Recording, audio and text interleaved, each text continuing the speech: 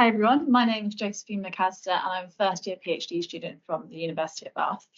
My PhD research explores the impact of social norms on adolescent girls' menstrual health in Nepal and identifies how these can be addressed. Three key questions guide my research. What influences norms and beliefs regarding menstruation in Nepal? How do these norms and beliefs affect adolescent girls' menstrual experiences, and how can the Nepali government support menstrual health? Several theoretical perspectives exist on what social norms are and how they influence practices. Contemporary research and practice within global health largely defines them as the unwritten rules governing acceptable behaviour in society or group. Influential work by Cialdini and colleagues distinguishes between two types of norms: descriptive norms, which are one's beliefs about what others in one's group do, and injunctive norms, which are the extent to which one believes others approve or disapprove of something. An example of a descriptive norm would be, I practice menstrual restrictions because that's what other girls in my community do. Whereas an injunctive norm would be, I force my daughter to engage in menstrual restrictions because that's what other people expect of me and approve of. So people comply with social norms for many reasons, including the anticipation of rewards and sanctions. There's a growing body of research on norms that are harmful to health, including on issues such as female genital mutilation, intimate partner violence, and child marriage. However, research on menstruation norms is lacking, despite them presenting a barrier to health and well-being. Nepal is characterised by severe long-standing menstrual norms, including the traditional practice of chowpatty, where menstruating women and girls are forced to sleep outside the home in a chow bath, animal shed, or outside. This was criminalised in 2018, but the law is rarely enforced. Restrictions like chowpatty are tied to religious and cultural beliefs about the impurity of menstrual blood and carry with them a fear of retribution if they're not complied with. For example, if a girl doesn't practice chowpatty and a family member becomes sick, then the girl is held responsible for that misfortune.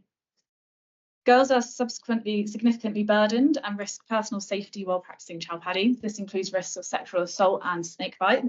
However, if they do not adhere to these menstrual restrictions, then they simultaneously risk stigmatisation and damaging their family's reputation.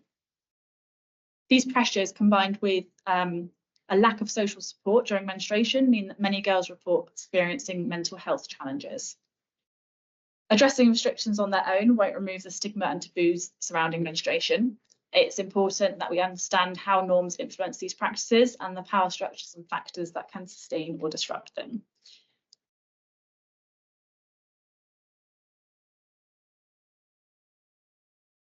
So my research adopts a qualitative social constructivist approach and involves primary data collection and analysis conducted with the Centre for Research, Environment, Health and Population Activities in Nepal, and secondary analysis of data collected through the UKRI-funded MeJARa project.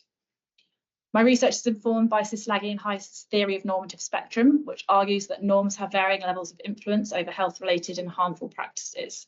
So at their strongest, they define what is obligatory, and weaker influence defines what is appropriate, allowed, or accessible. So far, data has been collected in 2 districts of Nepal, Surkhet and Kaski.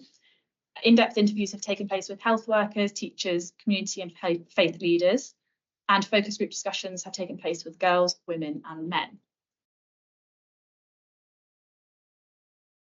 Initial analysis shows that it's common in both districts for girls to comply with a range of restrictions.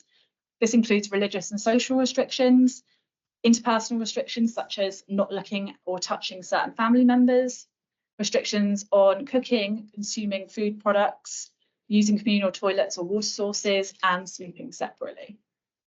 Chowpatty is common in Surkhet despite awareness of its illegality, but few were aware of it in Kaski.